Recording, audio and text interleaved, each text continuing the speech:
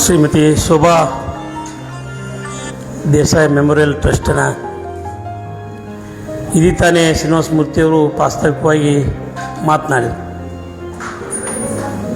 ನಿಜವೂ ಭಾಳ ಭಾವನಾತ್ಮಕವಾಗಿ ಅವರು ಮಾತನಾಡಿದರು. ಅವರ ಧರ್ಮಪತ್ನಿಯ ಹೆಸರಿನ ಮೇಲೆ ಈ ಒಂದು ಟ್ರಸ್ಟನ್ನು ಮಾಡೋದ್ರ ಮೂಲಕ ಅವರ ಸ್ಮರಣಾರ್ಥವಾಗಿ ಪ್ರತಿ ವರ್ಷವೂ ಕೂಡ ಸಾಮಾಜಿಕ ಕಾರ್ಯಗಳನ್ನು ಮಾಡೋದ್ರ ಮೂಲಕ ಅವರು ಭೌತಿಕವಾಗಿ ದೇಹವನ್ನು ತೊರೆದಿರ್ಬೋದು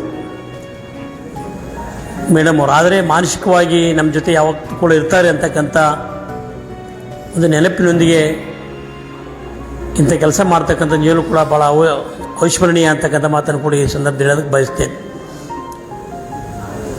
ಬಹುಶಃ ಹೋದ್ಮೇಲೆ ಮುಗಿತು ಬಿಡ್ರಿ, ಮತ್ತು ಅವ್ರದ್ದು ಅಷ್ಟಿತ್ತು ಅವ್ರು ಆತು ಹೋದರು ಅಂತಕ್ಕಂಥದ್ದು ಭಾಳ ಜನ ನಾವು ಈ ಸಮಾಜದಲ್ಲಿ ಕೇಳ್ತೇವೆ. ಆದರೆ ಅವ್ರು ಮರೆಯಾದರೂ ಕೂಡ ಅವ್ರ ನೆನಪು ಮರೆಯಾಗದ ಹಾಗೆ ಈಗ ಕೂಡ 25 ಜನರಿಗೆ ಇವತ್ತು ಕಣ್ಣಿನ ಶಸ್ತ್ರಚಿಕಿತ್ಸೆಯನ್ನು ಮಾಡೋದ್ರ ಮೂಲಕ ಹೊಸ ಬದುಕನ್ನು ಕೊಡ್ತಕ್ಕಂಥದ್ದು. ಹಿಂದೆ ನಾವು ಸಣ್ಣವರಿದ್ದತ್ನಾಗ ಮೋದಿಯವ್ರ ಕಣ್ಣಿನ ಕ್ಯಾಂಪ್ ಐತೆ ಅಂತ ಕೇಳ್ತಿದ್ವಿ ನಾವು ಅಲ್ಲೆಲ್ಲ ಅದು ಅವಾಗ ಭಾಳ ಫೇಮಸ್. ಅದು ಇಲ್ಲಿ ಮೋದಿಯವ್ರು ಬರ್ತಂತ ಅಲ್ಲಿ ಬರ್ತಂತ ಕಣ್ಣಿನ ಕ್ಯಾಂಪ್ ಇಲ್ಲೇ ಐತೆ ಅಂತೆ. ಆಮೇಲೆ ಇಲ್ಲಿ ಕಲ್ಲಾಗ ನಮ್ಮ ಕಾಕಂಡಿ ಸಾಹೇಬ್ರು ಚಲೋ ಆಯಿತು. ಇವತ್ತು ಅದೇ ಪರಂಪರೆಯನ್ನು ಮುಂದುವರಿಸ್ಕೊಂಡು ನಮ್ಮ ಸುಶೀಲ್ ಕಾಕಂಡಿಕೆ ಅವರು ಈ ಕಾರ್ಯವನ್ನು ಮಾಡ್ತಕ್ಕಂಥ ನಿಜವೂ ಭಾಳ ಶ್ಲಾಘನೀಯ.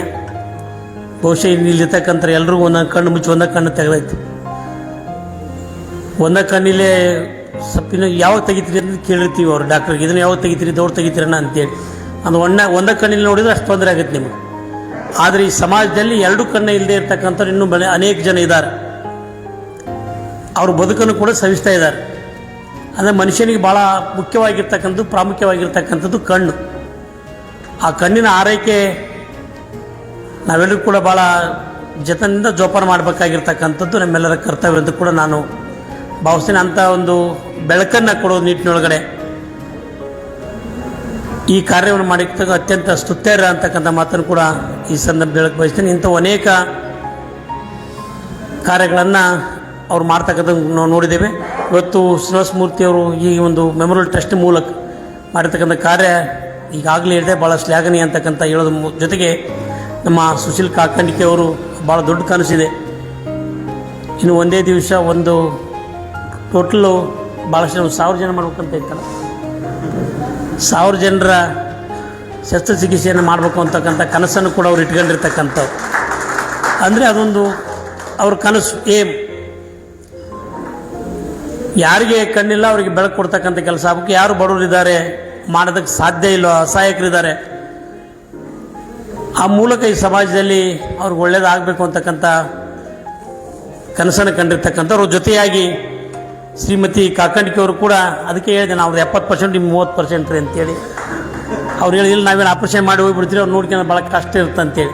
ಭಾಳ ತ್ರಾಸಿದೆ ನಿಜವಾಗ್ಲೂ ಕೂಡ. ಯಾಕಂದ್ರೆ ಮನೆಗೆ ಹೋದ್ಮೇಲೆ ನಿಮಗೆ ನಮ್ಮ ಮನೆಯವರು ನಮ್ಮನ್ನು ನೋಡೋದಿಲ್ಲ, ನೀವು ಮಾಡ್ಸ್ಕೊಂಡು ಹೋಗಿರ್ತೀರಿ ಭಾಳ ಅಂದ್ರೆ 15 ದಿವಸ ಗಂಟಲೆ ನೀವು ಏನು ಮಾಡಬಾರ್ದು ಅಂತ ಹೇಳಿ ಒಂದು 5 ದಿವಸಕ್ಕೆ ನಿಮ್ಗೆ ಚಲೋ ಆಗುತ್ತೆ. ಎಷ್ಟು ದಿವ್ಸ ಮಾಡೋದು ನೀವು ಮಾಡ್ಕೊಳ್ಳಪ್ಪ ಅಂತಕ್ಕಂಥ ಮಾತ್ರ ನಮ್ಮ ಹೊಟ್ಟೆಲಿ ಉಳಿತಕ್ಕಂಥ ಮಕ್ಕಳು ಹೇಳ್ತಕ್ಕಂಥದ್ದನ್ನು ನಾವು ಕೇಳಿದ್ದೀವಿ. ಆದರೆ ಎಲ್ಲ ಆರೈಕೆಯನ್ನು ಮಾಡ್ತಕ್ಕಂಥ ಕೆಲಸನೂ ಕೂಡ ಅವ್ರು ತೊಗೊಂಡಿದ್ದು ನಿಜವೂ ಭಾಳ ಜವಾಬ್ದಾರಿ ಇರತಕ್ಕಂಥ ಕೆಲಸ. ಇಂಥ ಕೆಲಸ ನಿರಂತರ ನೀಡಿ ಅವರ ಆಸೆ ಏನಿದೆ 1000 ಮಾಡಬೇಕು ಅಂತಕ್ಕಂಥದ್ದಿದೆ. ಅದಕ್ಕೆ ನಾವು ಯಾವತ್ತೂ ಕೂಡ ನೆರವಾಗ್ತೀವಿ. ಅದು ಆದಷ್ಟು ಬೇಗನೆ ಆ ಕಾರ್ಯ ಕೂಡ ನೆರವೇರಲಿ ಅಂತಕ್ಕಂಥದ್ದನ್ನು ಭಾವಿಸಿ ಸಾಮಾಜಿಕ ಕಾರ್ಯಗಳಲ್ಲಿ ತಮ್ಮನ್ನು ತಾವು ತೊಡಗಿಸಿರ್ತಕ್ಕಂಥ ಶ್ರೀನಿವಾಸ ಮೂರ್ತಿಯವರ ಕುಟುಂಬ ಇಂಥ ಅನೇಕ ಸಾಮಾಜಿಕ ಕಾರ್ಯಗಳಲ್ಲಿ ತಮ್ಮನ್ನು ತಾವು ತೊಡಗಿಸ್ಕೊಳ್ಳೋ ಮೂಲಕ ಸಮಾಜಮುಖಿಯಾಗಿರ್ತಕ್ಕಂಥ ಕಾರ್ಯಗಳಲ್ಲಿ ಮಾಡಿ ನಮ್ಮೆಲ್ಲರ ಸಹಕಾರ ಯಾವತ್ತೂ ಕೂಡ ಇರ್ತದೆ ಅಂತಕ್ಕಂಥ ಮಾತನ್ನು ಹೇಳಿ ದಯವಿಟ್ಟು ಕ್ಷಮಿಸಬೇಕು. ಭಾಳ ಬೇಗ ಬರಬೇಕು. 5 ಗಂಟೆಗೆ ನಾ ಜೈನಿಗೆ ಫೋನ್ ಮಾಡಿದೆ, ನಾ ಬಂದಿನಿ ಬರ್ಬೇಕನ್ನೋ ಅಂತೇಳಿ. ಇಲ್ಲ ಇನ್ನೊಂದು ಸ್ವಲ್ಪ ಲೇಟ್ ಆಗುತ್ತೆ ತಡ್ರಿ ಅಂತಂದು. 15 ದಿವಸ ಗಂಟಲೆ ಸೆಷನ್ ಇರೋದ್ರಿಂದ ಇರಲಿಲ್ಲ. ಹಾಗಾಗಿ ಬಂದಿನಂತ ಕೇಳಿ ಎಲ್ಲರೂ ಬರಕತ್ತಿದ್ರು. ಬರ್ಬೇಕಾದ್ರೆ ವಿಳಂಬ ಆಯ್ತು, ಅದಕ್ಕೆ ಕ್ಷಮೆ ಇರಲಿ ಅಂತಕ್ಕಂಥ ಮಾತನ್ನು ಕೂಡ ಕೇಳಿ ಸಾಮಾಜಿಕ ಕಾರ್ಯ ಮುಂದುವರಲಿ, ಒಳ್ಳೆಯದಾಗಲಿ, ಅವ್ರ ಕುಟುಂಬಕ್ಕೂ ಕೂಡ ಶುಭವಾಗಲಿ, ಒಳ್ಳೆಯದಾಗಲಿ, ಇಂಥ ಕಾರ್ಯಗಳು ನಿರಂತರವಾಗಿ ನಡೀಲಿ ಅಂತಕ್ಕಂಥದ್ದನ್ನು ಆಶಿಸಿ ತಮ್ಮೆಲ್ಲರೂ ಕೂಡ ವಂದಿಸಿ ಮಾತನ್ನು ಮುಗಿಸಿ ನಮಸ್ಕಾರ.